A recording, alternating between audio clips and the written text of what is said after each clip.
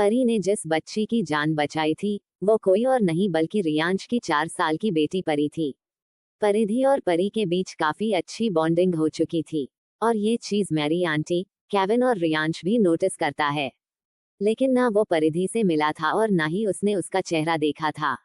लेकिन अपनी बेटी की खुशी के लिए वो परिधि को अपने घर ले जाने का डिसाइड करता है। अब आगे, रियांश ने जब परी को अपने साथ घर चलने को कहा तो उसने मना कर दिया, क्योंकि उसे परिधि के साथ रहना था, जो रियांश समझ जाता है। और वो उसे मैरी आंटी के पास छोड़कर केविन के साथ बाहर चला जाता है। रियांश अपनी कार में बैठ गया और उसके बाद केविन भी कार में आकर बैठ गया। रियांश बिना किसी एक्सप्रेशन के बोला, उस लड़की को जॉब ऑफर करो कि अब से वो मेरी बेटी परी की नानी बनकर हमारे साथ हमारे मेंशन में रहेगी, उसकी देखभाल करने के लिए। उद्धरण चिन्ह। केविन थोड़ा झिझकते हुए बोला, बट सर, अगर वो नहीं मानी तो? आई मीन, वो हमें जानती ही कितना है, और ऊपर से वो इस शहर में भी नहीं है, वो तो यहाँ किसी को नहीं जानती। तो ऐसे में क्या वो किसी अजनबी पर भरोसा करेगी? मुझे वो सब नहीं पता, वो तुम्हारी प्रॉब्लम है। मुझे आज वो लड़की किसी भी हाल में किसी भी कीमत पर कपूर मेंशन में चाहिए। उससे बात करो, उसे मनाओ, जितने पैसे बोले उससे डबल ऑफर करो और अगर जरूरत पड़े तो डराओ धमकाओ, जो करना पड़े वो करो, लेकिन उसे कपूर मेंशन में लेकर आओ। अब से वो लड़की मेरी बच्ची का ध्यान रखेगी। It's that clear. रियांश ने केविन को अपनी ठंडी निगाह से देखते हुए धीरे से लेकिन अपनी कोल्ड वॉइस में केविन को ऑर्डर दे दिया, जिससे केविन डरते हुए यस बॉस बोलकर कार से बाहर निकल गया। और रियांश ने ड्राइवर को कार कपूर मेंशन ले जाने को कहा दिया। वहीं केविन परिधि से बात करने उसके वार्ड में चला गया। अब आप कैसा फील कर रही है? केविन ने परिधि के बेड के पास रखी चेयर पर बैठते हुए उससे पूछा, जिस पर परिधि एक प्यारी सी स्माइल करते बोली, मैं अब ठीक हूँ। उद्धरण चिन्ह। परिधि की वो स्माइल इतनी प्यारी थी और ऊपर से उसका बिना मेकअप किया हुआ खूबसूरत चेहरा और भी ज्यादा खूबसूरत लग रहा था। केविन तो उसकी खूबसूरती में ही खो गया। लेकिन अचानक उसके दिमाग में उसके बॉस के शब्द गूंजने लगे और वो अपने खूबसूरत सपनों की दुनिया से बाहर आ गया।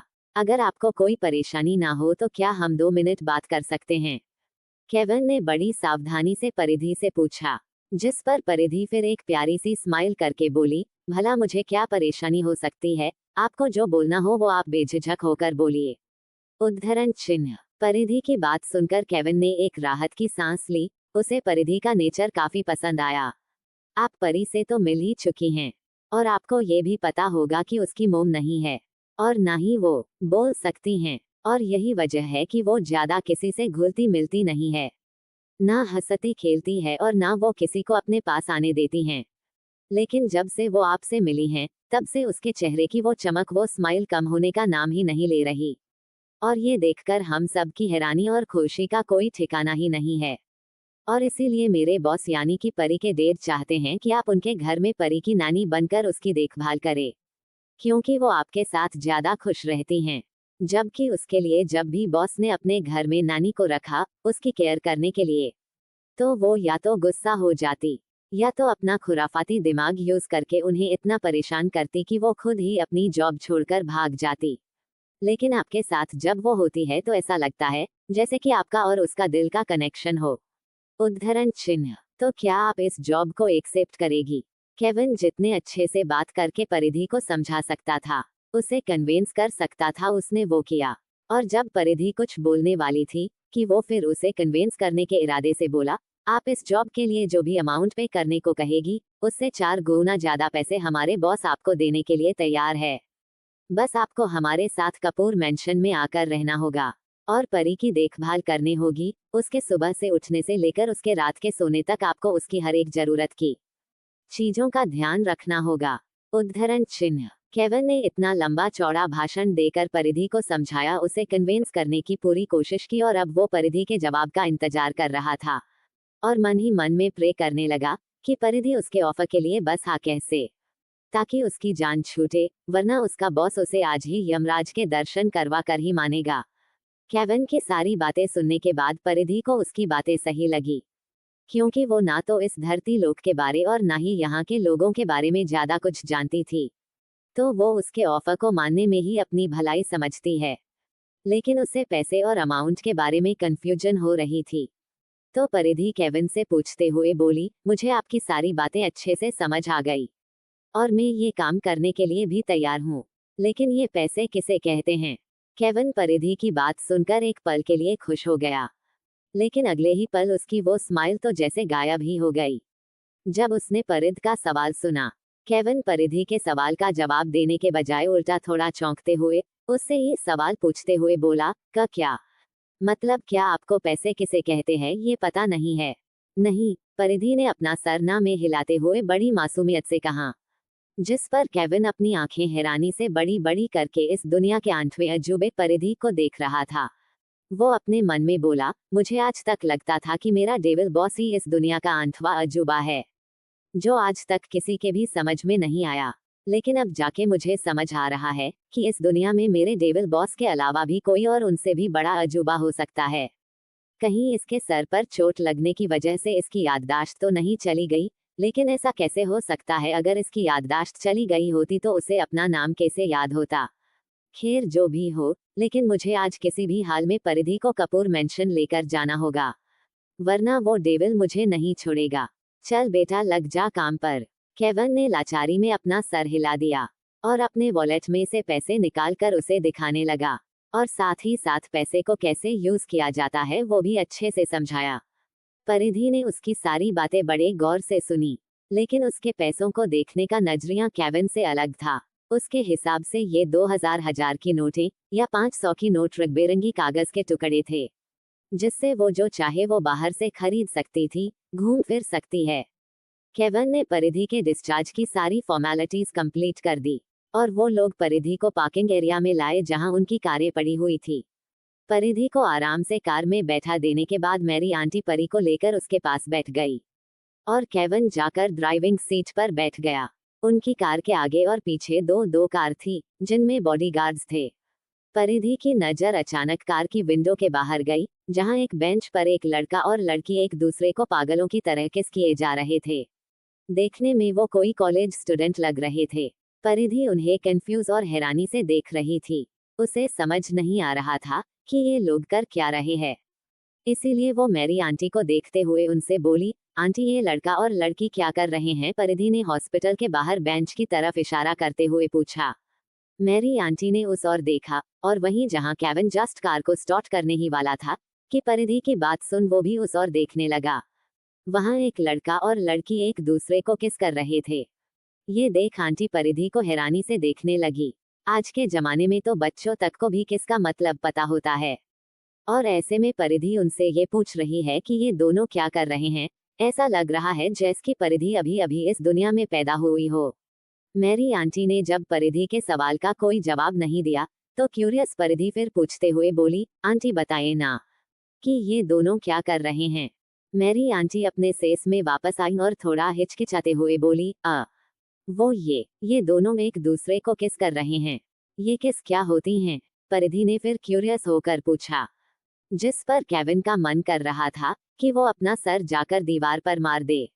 वहीं मेरी आंटी को समझ नहीं आ रहा था कि अब वो परिधि को कैसे समझाए, लेकिन परिधि की बातें सुनकर मेरी आंटी और केविन को इतना तो समझ सा गया था कि वो बहुत इनोसेंट है, जिसने आज तक बाहरी दुनिया देखी ही नहीं है, और इसी चीज का फायदा कोई भी बहुत आसानी से उठा सकता है।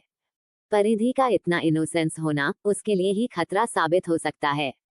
इसीलिए मेरी आंटी उसे एक लड़के और लड़की के बीच के रिलेशन के बारे में अच्छे से बताना और समझाने का डिसाइड करती हैं। मेरी आंटी केविन को इशारा करती हैं। केविन तुरंत उनका इशारा समझ जाता है और अपने कान में एयरफोन लगाकर अपने फोन से गाने प्ले करता है और कर स्टार्ट कर देता है। मेरी आंटी एक नज़र परी को देखती है, जो उनकी गोद में आराम से सो रही थी। फिर उन्होंने परिधि को देखते हुए उसे समझाया कि जब एक लड़का और लड़की एक दूसरे से प्यार करते हैं और एक दूसरे के करीब आते हुए फिजिकल कांटेक्ट में आते हैं तो क्या होता है।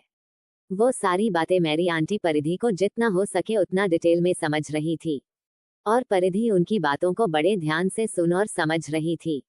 परिधि ने मेरी आंटी की सारी बातें सुनी और उसने उसमें अपने दिमाग का यूज करके कुल मिलाकर ये सीखा कि अगर कोई लड़का किसी लड़की के साथ किसी भी तरीके से फिजिकल होता है तो वो लड़की प्रेग्नेंट हो जाती हैं। कपूर मेंशन, परिक्रमा करते दिल, परिक्रमा करते दिल, परिक्रमा करते दिल। एक साथ 5 कारें एक बड़े से लोहे के गेट से अंदर कपूर मैंशन में एंटर करती है। बीच में एक बड़ा सा फाउंटेन है, जिसके दोनों तरफ से रास्ता होकर उस बड़े से 6 मंजिला बंगलों जो किसी महल से कम नहीं लग रहा था, उसकी ओर जाता है। दोनों तरफ हरे भरे पेड़ पौधे हैं, एक बड़ा सा गार्डन जिसमें हर तरह के फूल के पौधे हैं, एक बड़ा सा झूला जिसमें 4 से 5 लोग आराम से बैठ सकते हैं। घर के पीछे के हिस्से में एक बड़ा सा स्विमिंग पूल भी है। लगभग 10 से 12 मिनट तक कार ड्राइव करने के बाद केविन मैंशन के सामने कार को रोकता है और बाहर आ जाता है। मैरी आंटी परी को लेकर बाहर आती है, तो केविन उनसे परी को अपनी गोद में लेकर अंदर चला जाता है। मैरी आंटी परिधि को बाहर आने का इशारा करती है, तब जाके परिधि कार से बाहर निकलती है। उसे काफी अजीब भी लग रहा था और डर भी। आफ्टर ऑल वो अभी इन सबको जानती ही कितना थी, तो उसका इस तरह का रिएक्शन लाजमी था। और ये चीज मैरी आंटी भांप लेती है और प्यार से परिधि के सर पर हाथ रखते हुए बोली, बेटा तुम्हें डरने की बिल्कुल भी जरूरत नहीं है, तुम अब से इसे अपना ही घर समझो। ठीक है अब चलो। मैरी आंटी परिधि का हाथ पकड़कर उसे अंदर ले जाती है। तभी स्टडी रूम में रियांश जो अपने ऑफिस का काम कर रहा था, उसका दिल फिर से जोरों से धड़कने लगता है। रियांश अपनी फाइल्स को छोड़ अपना हाथ अपने दिल पर रखता है और खुद से ही बड़बड़ाते हुए बोला, ये फिर से क्यों इतनी जोरों से धड़क रहा है? हो क्या रहा है मुझे? क्यों मेरा दिल इतनी जोरों से धड़क रहा है, जैसे अभी उछलकर बाहर आ जाएगा? उद्धरण चिन्ह। रियांश अपनी चेयर से उठकर बड़ी सी विंडो के पास चला जाता है और उसे खोल देता है, जिससे ठंडी ठंडी हवाएं रूम के अंदर आ जाती है और हिस्से पर्दे भी हवा की वाक से उड़ने लगते हैं। रियांश अपनी आंखें बंद कर लेता है और उसे वो ठंडी हवाएं अपने चेहरे पर महसूस होती है, जिससे उसके चेहरे पर छोटी सी लेकिन स्माइल आ जाती है, जिसके बारे में उसे खुद भी नहीं पता था। रियांश का दिल अब भी जोरों से धड़क रहा था, लेकिन उसके बावजूद भी उसे एक अलग ही सुकून एहसास हो रहा था। ऐसा लग रहा था जैसे कि वो इन हवाओं में घुली हुई किसी की खुशबू को महसूस कर रहा हो। वहीं मैरी आंटी और परिधि के अंदर जाते ही सारे सर्वेंट अपना सर झुकाकर उनका स्वागत करते हैं। परिधि इन सब चीजों को बड़ी हैरानी से देख रही थी। रियांश का घर जितना बाहर से खूबसूरत है, उससे कहीं गुना ज्यादा अंदर है। घर का मॉडर्न इंटीरियर तो देखते ही बन रहा था।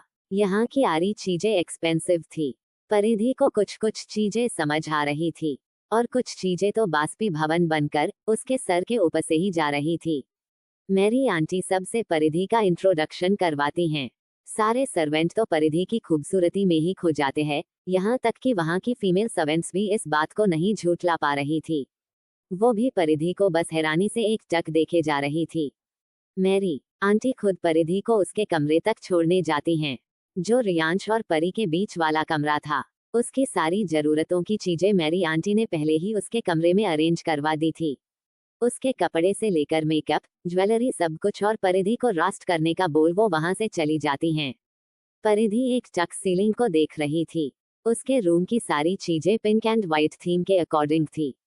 परिधि को अपनी माँ, अपना परी लोग, अपनी पारियां जो उसकी सहेली थी, वो सब याद आए रहे थे। लेकिन फिलहाल तो वो कुछ भी नहीं कर सकती थी। उसे यहाँ रहकर अपने सोलमेट को जो ढूंढना था। डिनर का टाइम हो चुका था। रियांश स्टडी रूम से निकलकर परी के कमरे में जाता है, जहाँ परी अपनी ड्राइंग बुक में कुछ ड्रॉ कर रही थी। रियांश परी के पास आते हुए बोला, मेरी डोल क्या ड्रॉ कर रही है? अपने पापा की आवाज सुनते ही परी अपनी ड्राइंग बुक को तकिए के नीचे छुपा लेती है और ये चीज रियांश नोटिस कर लेता है। रियांश परी के पास बैठकर प्यार से उससे बोला, पापा की प्रिंसेस पापा को नहीं दिखाएगी कि उन्होंने क्या ड्रॉ किया है? उद्धरण चिन्ह। परी बड़ी मासूमियत से अपना सर ना में हिला देती हैं, जिस पर रियांश उसे कुछ नहीं कहता और उसे अपनी गोद में लेकर डाइनिंग हॉल में चला जाता है। मैरी आंटी ने पहले ही परिधि का खाना उसके कमरे में भिजवा दिया था। रियांश परी को अपनी गोद में लेकर चेयर पर बैठ गया और अपने हाथों से परी को खाना खिलाने लगा। परी भी बिना कोई नखरे दिखाए चुपचाप एक अच्छी बच्ची की तरह खाना खा रही थी। ये बात सबको पता थी कि परी या तो अपने हाथों से या तो फिर रियांश के हाथों से ही खाना खाती थी। उसे कोई और खाना खिलाए, ये उसे बिल्कुल भी पसंद नहीं था। इसीलिए उसके पापा के अलावा जब भी कोई उसे खाना खिलाने की कोशिश करता तो वो उसके नाक में दम कर देती थी और उसे वो इतना परेशान कर देती कि वो खुद ही अपने हाथ जोड़ देती। कोष्टक केविन भी डाइनिंग टेबल पर आकर बैठ गया और उतने में क्रिश भी कपूर मेंशन आ जाता है। दरअसल केविन मेहरा और क्रिश शेखावत दोनों रियांश के बचपन के दोस्त हैं और वो दोनों भी दिखने में किसी हीरो से कम नहीं लगते थे। जहां केविन की काली आंखें, जेल से सेट किए हुए काले बाल, हाथ में ब्रांडेड वॉच और गले में एक सिंपल सी बट ब्रांडेड गोल्डन चेन पहनी थी, और उसका ब्रांडेड ब्लैक सूट जो उसने अब निकाल दिया था और अब वो सिर्फ एक वाइट शर्ट और ब्लैक पेंट में था, और उसके शर्ट के 3 बटन खुले हुए थे और उसकी स्लीव्स फोल्ड की हुई थी। केविन का खुद का बिजनेस है, पर इसके बारे में बस कुछ ही गिने चुने लोगों को पता है कि मेहरा इंडस्ट्रीज का मालिक और कोई नहीं बल्कि केविन मेहरा है। लेकिन वो फिर भी रियांश के लिए उसका असिस्टेंट बनकर उसके साथ हमेशा रहता है, क्योंकि जितने रियांश ने दोस्त नहीं बनाए उतने तो उसने दुश्मन पाल रखे हैं। और केविन के पेरेंट्स की डेथ के बाद रियांश के पेरेंट्स और उसकी फैमिली ने कभी भी उसे अपने माँ बाप की कमी महसूस नहीं होने दी। और क्रिश के पापा रियांश के पापा के बचपन के दोस्त है और ये तीनों साथ में पले बढ़े हैं और एक दूसरे से सगे भाई से भी ज्यादा प्यार करते हैं। वहीं क्रिश की ब्राउन आइज, जेल से सेट किए हुए काले बाल, एक हाथ में ब्रांडेड वॉच और दूसरे हाथ में गोल्डन की चेन, और उसने black leather jacket with white T shirt and black jeans पहनी हुई थी। क्रिश एक एक्टर है और एक बिजनेसमैन भी, लेकिन साथ ही साथ वो एक प्ले बॉय भी है। लड़कियां तो जैसे उसके लिच्छे पागल है, पर उसने आज तक अपने पैसों का कभी गलत इस्तेमाल नहीं किया और न ही उसने कभी किसी लड़की की मर्जी के बिना उसे छुआ है। वो प्ले बॉय जरूर है, लेकिन वो लड़कियों की इज्जत करना बखूबी जानता है, और इसीलिए वो जब भी किसी लड़की के साथ रिलेशन में होता है तो वो ये बात पहले ही क्लियर कर देता है कि उसके लिए ये सिर्फ एक टाइम पास है। और ये जानने के बाद भी अगर कोई लड़की हाँ बोलती हैं, तभी वो इस रिलेशन में आगे बढ़ता है। और आज उसे जैसे ही पता चला कि परी का एक्सीडेंट हुआ था, तो वो अपनी फिल्म की शूटिंग को अधूरा छोड़ यहाँ चला आया। कोष्टक केविन और क्रिश के लिए भी परी उनकी बेटी की तरह ही थी, जिससे वो दोनों ही बहुत प्यार करते थे। क्रिश अंदर आकर सीधा डाइनिंग हॉल में चला जाता है और रियांश के पास जाकर परी को अपनी गोद में ले लेता है, और परेशान होते हुए उसने परी से पूछा, परी आप कैसे हो बच्चा, आप ठीक तो हो ना, आपको कहीं चोट तो नहीं आई ना?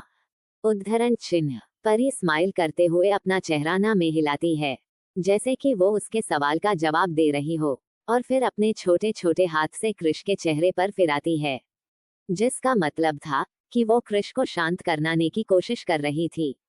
उसके ऐसे करते ही क्रिश शांत हो जाता है और परी को अपने गले से लगा देता है। थैंक गॉड कि आपको कुछ नहीं हुआ बच्चा, पर अब से आप और ज्यादा केयरफुल रहोगे और ना ही बिना किसी को भी बताए ऐसे कहीं भी चले जाओगे। ओके, क्रिश परी के गाल पर हाथ रखकर उसे प्यार से समझाता है। परी भी अपने चाचू की बात मानकर सर हाँ में हिला देती हैं। क्रिश रियांश और केविन से गले मिलता है और वो सब बैठकर डिनर करने लगते हैं। डिनर करने के बाद मैरी आंटी परी को उसके रूम में ले जाकर उसे सुला देती हैं। वहीं ये तीनों दोस्त कपूर मेंशन में बने बार काउंटर में चले जाते हैं और तीनों बैठकर ड्रिंक करने लगते हैं। वैसे परी का एक्सीडेंट हुआ कैसे और वो लड़की कौन थी जिसने हमारी बच्ची की जान बचाई? क्रिश ने क्यूरियस होते हुए केविन को देखकर उससे पूछा और अपनी ड्रिंक का एक शिप लिया। केविन उसे परी के एक्सीडेंट से लेकर परिधि के जॉब एक्सेप्ट करने के साथ यहाँ रहने तक की सारी बातें डिटेल में बता देता है, जिसे सुन क्रिश तो जैसे शॉक्ड ही हो गया था और वो हैरानी से रियांश को देख रहा था। उसके शॉक्ड होने की वजह परी और रियांश दोनों बाप बेटी लगभग एक जैसे थे। दोनों को है अपने आसपास किसी स्ट्रेंजर्स का होना बिल्कुल भी बर्दाश्त नहीं था, स्पेशली लड़कियों का, और इसीलिए क्रिश को केविन की बातों पर भरोसा नहीं हो पा रहा था कि ये दोनों अड़ियल बाप बेटी किसी अनजान लड़की को अपने घर में परी की नानी बनाकर रखने के लिए तैयार कैसे हो गए। केविन ने पहले ही रियांश को इन्फॉर्म कर दिया था कि परिधि इस जॉब के लिए मान गई है और उसे डिस्चार्ज मिलते ही वो उसे कपूर मेंशन ला रहा है। इसीलिए रियांश के चेहरे पर कोई खास रिएक्शन नहीं था, जिसे देख क्रिश समझ जाता है कि रियांश ने ये सिर्फ परी की खुशी के लिए किया है। और क्रिश तो क्या, हर कोई जो रियांश के दिल के करीब था वो ये बात अच्छे से जानता था कि रियांश अपनी बेटी के लिए कुछ भी कर सकता है, किसी भी हद जा सकता है। क्रिश रियांश को छोड़ केविन की तरफ क्यूरियस होकर देखते हुए बोला, वैसे उस लड़की के बारे में कुछ तो बता कि वो कौन है, कहाँ से आई, कैसी दिखती हैं? मुझे उसके बारे में सब कुछ डिटेल में जानना है। उद्धरण चिन्ह। तुझे भला उसके अंदर इतना इंटरेस्ट क्यों आ रहा है, जो तू उसके बारे में सब कुछ जानना चाहता है? केविन ने पीना छोड़ क्रिश को अपनी शक भरी निगाहों से देखते हुए उससे पूछा। जिस पर क्रिश क्यूरियस होते हुए फिर से बोला, जिसे हमारी बच्ची इतना पसंद करती हो, उसके बारे सब कुछ जानने में इंटरेस्ट क्यों नहीं होगा भला? अरे जिस बच्ची के लिए हमने ना जाने कितनी आया रखी लेकिन वो किसी के भी साथ अटैच नहीं हुई, और ये लड़की जिसे वो सिर्फ एक बार ही मिली है और जिसे वो जानती तक नहीं है, फिर भी वो उसके साथ इतना घुल मिल गई कि रियांश को अपनी बच्ची की खुशी के लिए उस लड़की के बारे में बिना कोई इन्वेस्टिगेशन करवाए उसे अपने घर में रख लिया। उद्धरण चिन्ह। केविन क्रिश की क्यूरियस समझ सकता था, इसीलिए वो उसे परिधि के बारे में सब कुछ बता देता है, जितना परिधि ने उसे अपने बारे में बताया था। वो परिधि के लुक्स के बारे में भी डिटेल में बताता है। केविन परिधि के बारे में सोचते हुए क्रिश से बोला, सच बताऊं यार तो मैंने अपनी पूरी लाइफ में ना इतनी खूबसूरत लड़की कहीं नहीं देखी। ऐसा लगता है जैसे कि वो किसी और ही दुनिया से आई हो। उसका वो बिना मेकअप का खूबसूरत चेहरा, और उस चेहरे पर उसकी वो मासूमियत और वो प्यारी सी स्माइल जिसे देख कोई भी घायल हो जाए। सच में यार, लेकिन उसकी बातें मुझे काफी अजीब लगी।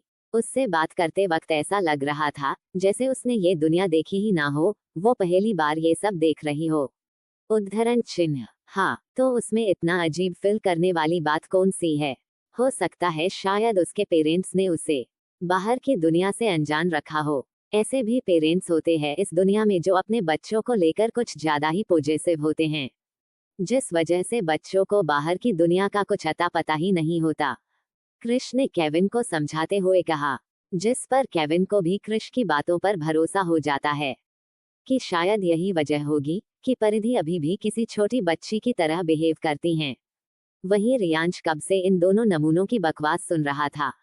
उसकी आंखें भले ही उसके फोन में गड़ी हुई थी, लेकिन उसके कान इन दोनों की बातें सुनने में लगे थे। और उसे केविन की बातें सुनकर काफी हैरानी होती है, क्योंकि आज से पहले कभी भी केविन ने किसी लड़की की खूबसूरती की तारीफ नहीं की थी, और यहाँ तक कि वो तो किसी लड़की को सीधे मुंह देखता तक नहीं था। फिर उस लड़की में ऐसी क्या खास बात है जो हर कोई उसे इतना पसंद करता है, उसकी तारीफें करता है? अब तो रियांश को भी क्यूरियोसिटी हो रही थी परिधि से मिलने की। वो भी जानना चाहता था कि क्या वाकई में परिधि इतनी खूबसूरत है कि केविन तक उसकी तारीफ करने लगा। क्रिश और केविन तो पूरी 2 बोतल खत्म कर चुके थे और पूरी तरह से नशे में चूर वहीं डेरा जमा कर सो चुके थे। लेकिन रियांश अब भी होश में था, उसने बस 2 पैग ही पिए थे। बिकॉज उसे ज्यादा ड्रिंक करने की आदत नहीं थी। वो या तो ज्यादा स्ट्रेस में या फिर जब वो बहुत गुस्से में होता है तभी ज्यादा ड्रिंक, यहाँ तक कि स्मोक तक किया करता था। रियांश ने बारी बारी से उन दोनों को अपने कंधे पर उठाकर उन्हें उनके रूम में लेटा दिया, और फिर वो अपनी बेटी को देखने उसके रूम में चला गया। ये रियांश का जैसे डेली रूटीन बन चुका था कि वो जब भी ऑफिस जाता या फिर सोने तो एक बार परी का चेहरा जरूर देखता ही था। रियांश जब परी के रूम में पहुंचा तब उसकी वो छोटी सी गुड़िया अपने डोरेमोन को हग किए हुए गहरी नींद में सो रही थी। उसे देखते ही रियांश के चेहरे पर एक प्यारी सी स्माइल आ गई, और वो परी के माथे पर किस करके उसे अच्छे से ब्लैंकेट उड़ाकर रूम से बाहर निकल आया। रियांश अपने रूम में जा ही रहा था कि अचानक उसे किचन से कुछ टूटने की आवाज आई। ये आवाज कैसी थी? शायद किचन में से आई थी, लेकिन सारे सर्वेंट्स तो सर्वेंट क्वार्टर जा चुके हैं, और मैरी आंटी भी अपने घर जा चुकी हैं। फिर इस वक्त किचन में कौन हो सकता है? और किसी चोर के आने का तो सवाल ही पैदा नहीं होता, क्योंकि यहाँ की सिक्योरिटी बहुत टाइट है। अगर किसी ने अंदर आने की हिम्मत भी की तो वो शख्स वहीं मारा जाएगा। रियांश ने अपने आप से ही बड़बड़ाते हुए कहा, और अपने रूम में जाने के बजाय किचन की ओर बढ़ गया। रियांश जैसे जैसे किचन की तरफ बढ़ रहा था, वैसे वैसे उसकी दिल की धड़कनें और तेज होती जा रही थी। वो ऐसे ही चलते हुए अपने मन में बोला, ये हो क्या रहा मेरे साथ? फिर से मेरे दिल की धड़कनें इतनी क्यों बढ़ती जा रही है? और ये खुशबू किस चीज की है जो मुझे अपनी तरफ खींच रही है? ऐसा लग रहा है जैसे मैं ना चाहते हुए भी अपने आप इस खुशबू की ओर खींचता चला जा रहा हूँ। उद्धरण चिन्ह। रियांश जब किचन में पहुंचा तो हल्की डिम लाइट और चांद की मध्यम रोशनी में उसे किसी लड़की की परछाई नजर आई।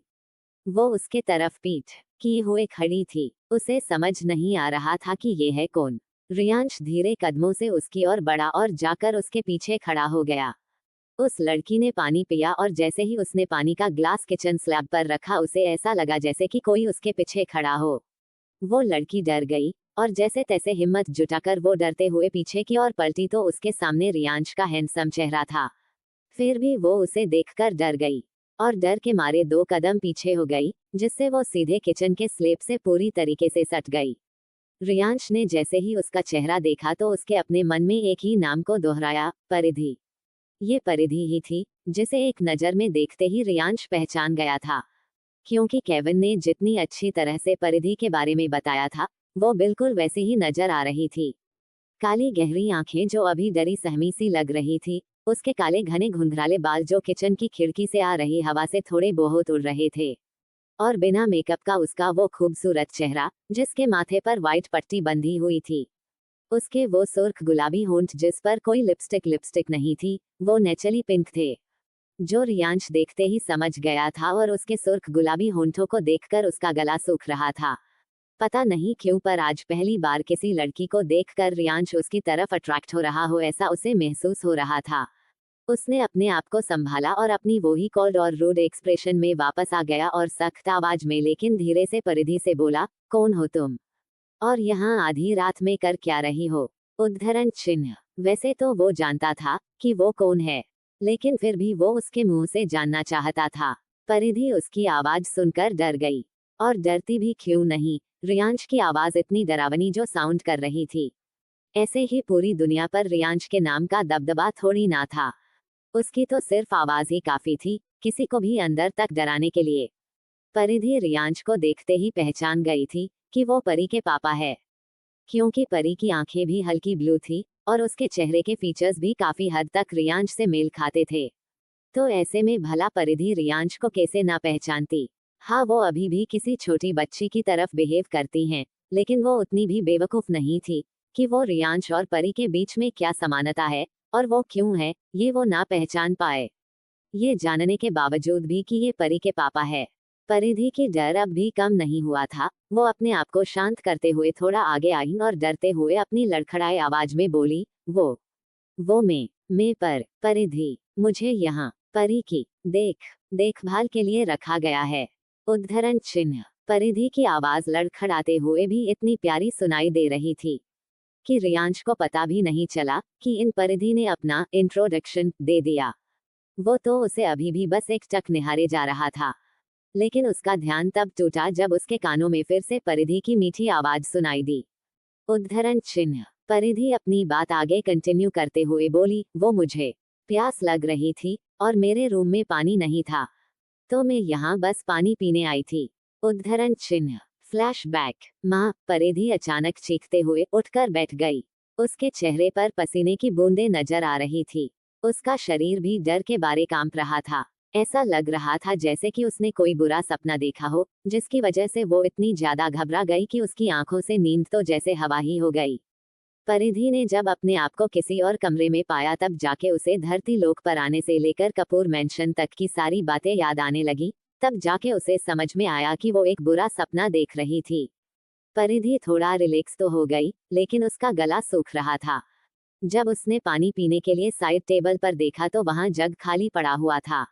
परिधि बेड पर से नीचे उतरी और रूम खोलकर बाहर निकल गई, लेकिन उसे समझ नहीं आ रहा था कि उसे पानी पीने कहाँ जाना, क्योंकि एक तो वो इस घर में नहीं आई थी और उसे इस घर के रास्ते भी पता नहीं थे। ऊपर से ये घर उसे किसी भूल भुलैया से कम नहीं लग रहा था। अब मैं क्या करूं? मुझे तो पता ही नहीं है कि कौन सा रास्ता कहाँ जाता है, तो ऐसे में मैं यहाँ किचन कहाँ से ढूंढूं? परिधि ने अपने आसपास देखते हुए अपने आप से कहा, और तभी परिधि को याद आया, अरे हाँ, मेरी जादुई शक्तियाँ भले ही कमजोर हो गई हो, लेकिन उसके बावजूद भी मैं थोड़ा बहुत तो मैजिक कर ही सकती हूँ ना। परिधि ने अपने आप से बड़बड़ाते हुए कहा, और अपने हाथ से एक चुटकी बजाई, जिससे वो वहां के अंधेरे में अचानक गायब हो गई और सीधे किचन में पहुंच गई। Present time. परिधि ने रियांश को बस इतना बताया जितना कि उसे जानना चाहिए था, क्योंकि वो अपनी शक्तियों के बारे किसी को भी कुछ नहीं बता सकती थी।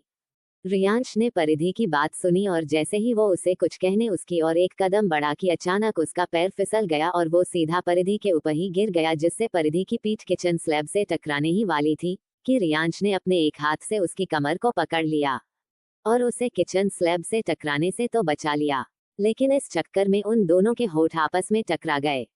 इस अचानक हुई किस से उन दोनों की ही आंखें लगभग बाहर आने को थी।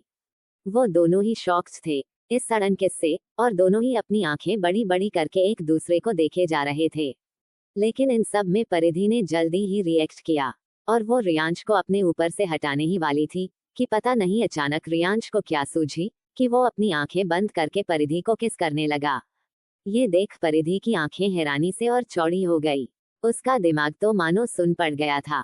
वो तो बस शॉक्ड होकर रियांश को ही देखे जा रही थी, जिसकी सॉफ्ट किस अब धीरे धीरे पैशनेट होती जा रही थी। वो तो किसी प्यासे की तरह परिधि के होठों का रस ऐसे पी रहा था जिसे बरसों के बाद पानी मिला हो। जैसे ही रियांश की किस और पैशनेट होने लगी, तब जाकर परिधि अपने सेस में वापस आई और वो डर गई, लेकिन उसने अपने आप को संभाला और अपनी पूरी ताकत लगाते हुए अपने दोनों हाथों से रियांश को मारने और धक्का देने लगी। लेकिन इसका कोई फायदा नहीं था। रियांश के भला लोहे जैसे सीने पर उसके छोटे छोटे हाथों से मारने और धक्का देने से क्या ही हो जाना था। उल्टा परिधि का ही हाथ दुखने लगा। लेकिन रियांश तो 1 इंच तक नहीं हिला। वो परिधि को डीप किस करते हुए उसके होठों को स्मूच कर रहा था। उसे देखकर ऐसा बिल्कुल भी नहीं लग रहा था कि वो परिधि को छोड़ने के मूड में है। रियांश की किस डीप एंड पैशनेट होती जा रही थी। वो अपने एक हाथ को परिधि की पूरी पीठ पर चला रहा था और अपने दूसरे हाथ से उसने परिधि के बोलों को पीछे से पकड़ा हुआ था ताकि परिधि उससे दूर ना जा सके। परिधि चाहकर भी रियांश से अपने आप को नहीं छुड़वा पा रही थी। अब तो जैसे उसमें ताकत ही नहीं बची थी। लेकिन इस दौरान उसने ध्यान ही नहीं दिया कि उसके हाथ में वो पहने हुए ब्रेसलेट में लगे 5 स्टार्स में से बीच वाला छोटा स्टार यानी रहस्य तारे का कलर चेंज हो चुका था। अब वो व्हाइट से रेड हो चुका था। लेकिन ना ही परिधि और ना ही रियांश ने ये बात नोटिस की। जहां रियांश परिधि के होठों को चूमने में बिजी था, तो वहीं परिधि उसे रोकने की नाकाम कोशिश कर रही थी। लगभग 20 मिनट तक इनकी ये डीपली पैशनेट किस चलती रही, लेकिन अब परिधि इसे और बर्दाश्त नहीं कर पा रही थी। उसे सांस लेने में दिक्कत होने लगी थी और जब ये चीज रियांश ने नोटिस की, तब उसने अपनी आंखें खोली और उसके सामने परिधि का वो चेहरा नजर आया जो पूरे तरीके से लाल हो चुका था और उसकी आंखें भी भारी हो रही थी। ऐसा लग रहा था कि अगर अभी रियांश ने उसे नहीं छोड़ा तो वो अगले पल ही बेहोश हो जाएगी। ये देखते ही रियांश ने ना चाहते हुए भी परिधि के होठों को रिलीज कर दिया, लेकिन उसे उसकी कमर से थामे रखा ताकि वो गिर ना जाए। जैसे ही रियांश ने उसके होठों को रिलीज किया, वैसे ही परिधि जोर जोर से खांसते हुए अपनी बेकाबू हुई सांसों को नियंत्रण करने की कोशिश करने लगी। रियांश तो परिधि के चेहरे में ही खो गया था। उसे पता नहीं क्या हो गया था कि वो इतना ज्यादा आउट ऑफ कंट्रोल हो गया। परिधि जब नॉर्मल हुई तब उसने कुछ ऐसा कहा जिसे सुनते ही रियांश तो बस उसे शॉक्ड होकर देखता ही रह गया। लगभग 20 मिनट तक रियांश और परिधि की ये डीपली पैशनेट किस चलती रही, लेकिन अब परिधि इसे और बर्दाश्त नहीं कर पा रही थी। उसे सांस लेने में दिक्कत होने लगी थी और जब ये चीज रियांश ने नोटिस की, तब उसने अपनी आंखें खोली और उसके सामने परिधि का वो चेहरा नजर आया जो पूरे तरीके से लाल हो चुका था और उसकी आंखें भी भारी हो रही थी। ऐसा लग रहा था कि अगर अभी रियांश ने उसे नहीं छोड़ा तो वो अगले पल ही बेहोश हो जाएगी। ये देखते ही रियांश ने ना चाहते हुए भी परिधि के होठों को रिलीज कर दिया, लेकिन उसे उसकी कमर से थामे रखा ताकि वो गिर ना जाए। जैसे ही रियांश ने उसके होठों को रिलीज किया, वैसे ही परिधि जोर जोर से खांसते हुए अपनी बेकाबू हुई सांसों को नियंत्रण करने की कोशिश करने लगी। रियांश तो परिधि के चेहरे में ही खो गया था। उसे पता नहीं क्या हो गया था कि वो इतना ज्यादा आउट ऑफ कंट्रोल हो गया। वो खुद भी अपनी इस हरकत से हैरान था कि क्यों वो अपने आप पर कंट्रोल नहीं कर पाया और किसी लड़की को बिना उसकी मर्जी पूछे उसे फोर्सफुली किस करने लगा। रियांश के दिमाग में यही सब चल रहा था। वहीं जब परिधि नॉर्मल हुई तो उसने अपने सामने खड़े उस राक्षस को देखा जिसकी हाइट लगभग 6 फीट से भी ज्यादा की थी और वो उसके सामने किसी चुहिया की तरह लग रही थी। रियांश को देखते ही परिधि को अभी जो उनके बीच हुआ वो याद आया, तो वो फिर से डर गई कि कहीं रियांश उसे फिर से किस ना कर दे। इस डर की चक्कर में वो रियांश को अपने दोनों हाथों से पीछे की ओर धक्का दे देती है, जिसके लिए रियांश रेडी नहीं था क्योंकि वो तो अपनी ही सोच में डूबा था और इसलिए वो 2 कदम पीछे चला जाता है। रियांश परिधि की इस हरकत को देखकर हैरान ही रह गया। फ्लश्ड और होता भी क्यों नहीं, बेचारे को आज तक किसी लड़की से ऐसा रिस्पॉन्स जो नहीं मिला था। टंग आउट। रियांश को अपने आप से दूर करते ही परिधि की आंखों में आंसू आ गए और कुछ ही सेकंड में वो जोर जोर से रोना लगी। परिधि को रोता देख रियांश के चेहरे पर हैरानी और कंफ्यूज दोनों के ही मिले जुले एक्सप्रेशन नजर आ रहे थे।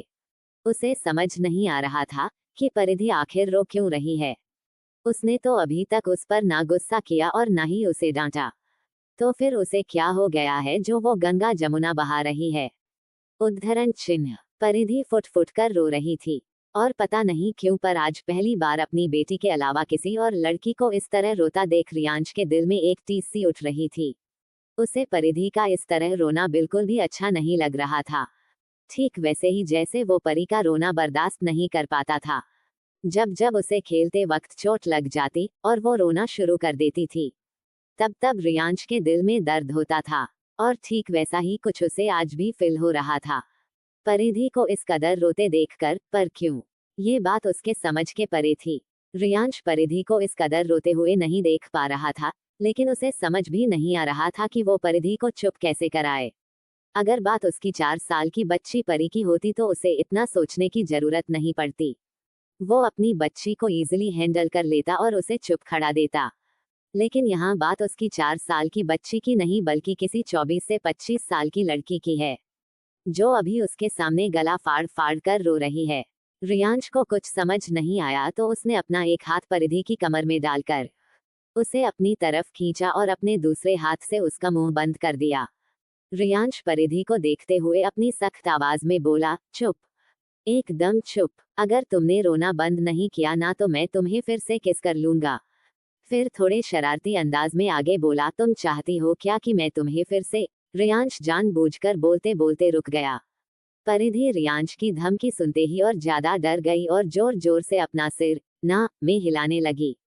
रियांश ने उसका यही जवाब एक्सपेक्ट किया था, क्योंकि परिधि को देखते ही वो इतना तो समझ ही चुका था कि परिधि उन बाकी लड़कियों की तरह बिल्कुल भी नहीं है, जो उसके पैसे या उसके लुक्स के पीछे पागल हो। बिकॉज अगर परिधि के जगह उसने किसी और लड़की को किस किया होता तो वो लड़की भी उसे अच्छे से रिस्पॉन्स देती, लेकिन परिधि तो उल्टा उसे अपने आप से दूर करने की कोशिश कर रही थी। यहाँ तक कि उसने तो उसे धक्का तक देने की हिम्मत कर दी, जो चीज आज तक किसी में भी करने की हिम्मत नहीं हुई थी, वो आज परिधि में कर दी थी। लेकिन फिर भी रियांश को उस पर बिल्कुल गुस्सा नहीं आया, और न ही परिधि के आसपास होने से उसे कोई चीड़ मच रही थी। उल्टा उसे तो परिधि को और परेशान करने का मन कर रहा था। लेकिन फिलहाल उसने अपने मन ये सारे ख्याल झटक दिए, क्योंकि अभी उसे परिधि के रोने की वजह जाननी थी। रियांश ने अपना हाथ परिधि के मुंह से हटा दिया और उसकी कमर भी छोड़ दी। परिधि सिसकते हुए अपने आंसू पोंछने लगी। इस वक्त परिधि के चेहरे से लेकर उसके होठ बहुत ज्यादा अट्रैक्टिव लग रहे थे, जिन्हें देख रियांश का गला सूखने लगा था। लेकिन वो अपने इमोशंस को कंट्रोल करते हुए थोड़ी सख्त आवाज में बोला, अब बताओ कि ये गला फाड़ फाड़ कर क्यों रो रही थी। बोलते हुए रियांश ने एक ग्लास में पानी भरा। परिधि की देखकर ही पता नहीं क्यों पर उसका गला सूख रहा था। परिधि रियांश को घूर कर देखते हुए पपी सा फेस बनाकर उससे शिकायत करते हुए बोली, आप बहुत गंदे हो, आपने मुझे किस किया। बोलते हुए फिर से उसका गला भर आया। रियांश रिलैक्स वे में पानी के ग्लास को उठाते हुए बोला, हाँ, तो इसने कौन सी बड़ी बात है जो तुम इतना रो रही थी। बोलते हुए उसने पानी के ग्लास को अपने होठों से लगाकर पीने लगा। तभी परिधि अपनी नम आंखों से रियांश को देखते हुए बोली, अगर मैं इस किस की वजह से प्रेग्नेंट हो गई तो। परिधि की बात सुनते ही रियांश जो रिलैक्स वे में पानी पी रहा था, वो सारा का सारा पानी उसके मुंह से बाहर ही निकल गया, और वो थोड़ा खांसते हुए शॉक्ड होकर परिधि को ऐसे देखने लगा जैसे वो कोई एलियन हो। बिकॉज नॉर्मल इंसान तो ऐसी बातें करने से रहे। व्हाट, क्या क्या कहा तुमने, किस करने से लड़कियां प्रेग्नेंट हो जाती हैं। रियांश ने अपनी एक आईब्रो ऊपर उठाते हुए परिधि से पूछा, जिस पर परिधि ने बड़ी मासूमियत से अपना सर हाँ में हिला दिया। रियांश ने ऊपर की ओर अपना चेहरा करते हुए अपनी आंखें बंद की और एक गहरी सांस लेकर अपने गुस्से को कंट्रोल करते हुए परिधि को देखकर अपने एक एक शब्द को चबाते हुए बोला, और आपको ये महान ज्ञान किस महान इंसान ने दिया है, जरा आप उनका नाम बताने का कष्ट करेंगी। उद्धरण चिन्ह। वो ना मेरी आंटी ने मुझे बताया था कि जब कोई लड़का और लड़की फिजिकली एक दूसरे के टच में आते हैं, तब उसके कुछ दिनों बाद लड़की प्रेग्नेंट हो जाती है। बोलते हुए परिधि ने हॉस्पिटल के बाहर जो उसने उस लड़के और लड़की को किस करते हुए देखा था, और उसके बाद उसने जब मैरी आंटी से पूछा कि वो क्या कर रहे हैं, तब मैरी आंटी ने उसे जो कुछ भी बताया, या यूं कहे कि उसे जो कुछ भी समझाया, वो सारा पुराण डिटेल में रियांश को सुना दिया।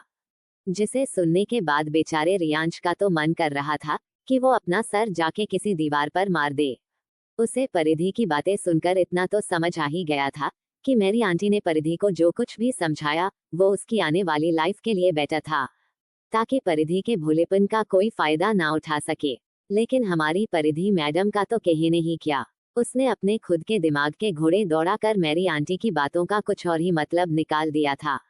रियांश को इतना तो समझ में आ गया था कि उसे परिधि के साथ बहुत ही नरमी से पेश आना होगा, बिकॉज परिधि भले ही उम्र में बड़ी हो चुकी थी, लेकिन उसका दिल और दिमाग अभी भी किसी मासूम से छोटे बच्चे की तरह था, और उसे परिधि को बहुत ही पेशेंटली हैंडल करना होगा।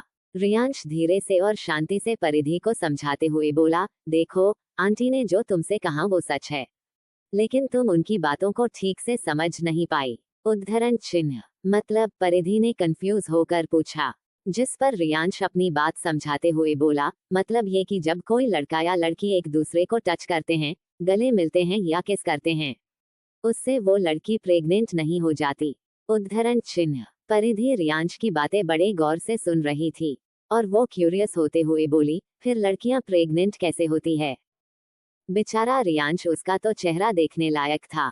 अब वो उसे बताता भी क्या कि लड़कियां कैसे प्रेग्नेंट होती है। उसे कुछ समझ नहीं आ रहा था कि वो परिधि के इस सवाल पर कैसे उसे जवाब दे। तभी रियांश को एक शरारत सूझती है, और वो एक तिरछी मुस्कान परिधि को देता है, जिसे देख परिधि कुछ समझ पाती उससे पहले रियांश अपना एक हाथ उसकी कमर में डालकर उसे अपनी तरफ खींचता है, जिससे परिधि सीधे उसके सीने से जा टकराई, और अपना चेहरा ऊपर की ओर करके अपनी डरी सहमी हुई नजरों से रियांश को देखने लगी। वहीं रियांश भी उसे एकटक देखते हुए उसके गाल पर आ रहे बालों को उसके कान के पीछे करते हुए उसके चेहरे के नजदीक जाकर अपनी सडक्टिव वॉइस में बोला, ओह, तो तुम्हें ये जानना है कि लड़कियां प्रेग्नेंट कैसे होती है? तो ठीक है, मैं तुम्हें अब बोलकर नहीं, बल्कि करके दिखाऊंगा, तब तुम्हें अपने आप ही पता चल जाएगा कि लड़कियां प्रेग्नेंट कैसे होती है। तो चलो मेरे बेडरूम में चलते हैं। उद्धरण चिन्ह रियांश की बातें सुनकर तो परिधि के रोंगटे खड़े हो गए थे। एक तो वैसे भी रियांश का उसके इतने करीब आना उसके दिल की धड़कनों को बढ़ा देता था, और अब उसका ऐसे सडक्टिव वॉइस में ये सब बोलना, परिधि की तो मानो उसकी सांस उसके गले में ही अटक गई थी। वो तो रियांश के सामने सांस तक लेने की हिम्मत नहीं कर पा रही थी। उसे घुटन सी महसूस होने लगी थी, इसीलिए उसने ना आव देखा ना ताव, और अपनी हिल्स से रियांश के पैर पर मार दी, जिससे रियांश की पकड़ उस पर से ढीली हो गई, और वो अपना पैर देखने लगा। और इसी चीज का फायदा उठाते हुए परिधि ने अपने आप को रियांश की पकड़ से छुड़वाया और वहां से ऐसे भागी जैसे कि उसके पीछे कोई शेर पड़ा हो। परिधि को इस तरह भागता देखना चाहते हुए भी रियांश के चेहरे पर एक छोटी सी स्माइल आ गई। वैसे तो वो परिधि के साथ कुछ करने वाला नहीं था, बल्कि वो तो उसे थोड़ा बहुत डराना चाहता था, ताकि उसके मन में जो प्रेगनेंसी वाला सवाल उमड़ उमड़ कर बाहर आ रहा था, वो उसे कुछ टाइम के लिए भूल जाए। रियांश के हाथ की उंगलियां अपने आप ही उसके होठों पर चली गई, और उसे अपनी और परिधि के बीच हुई किस याद आ गई। उसका दिल फिर से कर रहा था कि वो परिधि के होठों का रस पिए और उसे बस पागलों की तरह किस करता रहे। लेकिन जैसे तैसे करके रियांश ने अपने आप को कंट्रोल कर लिया और अपने रूम में चला गया। वहीं परिधि अपने रूम में पहुंची और डोर अच्छे से लॉक करके दरवाजे से सटकर खड़ी हो गई और अपनी फुली हुई सांसों को नॉर्मल करने लगी। अब तक परिधि के ब्रेसलेट के बीच वाला स्टार रहस्य तारा का रंग रेड से व्हाइट हो चुका था।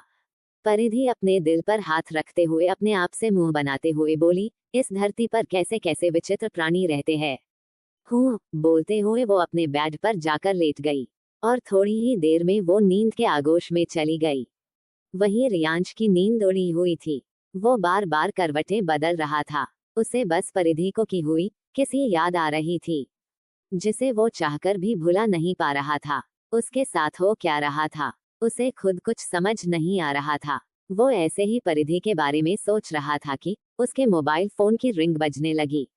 रियांश ने जब घड़ी में टाइम देखा तो रात के 1 बज रहे थे।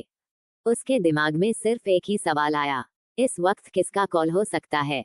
उद्धरण चिन्ह। रियांश ने बेड के साइड टेबल पर से अपना फोन लिया और जैसे ही उसकी नज़र मोबाइल स्क्रीन पर शो हो रहे नाम पर पड़ी तो उसका हाथ अपने फोन पर टाइट हो गया और उसकी आंखों में चीड़ और गुस्सा नजर आ रहा था।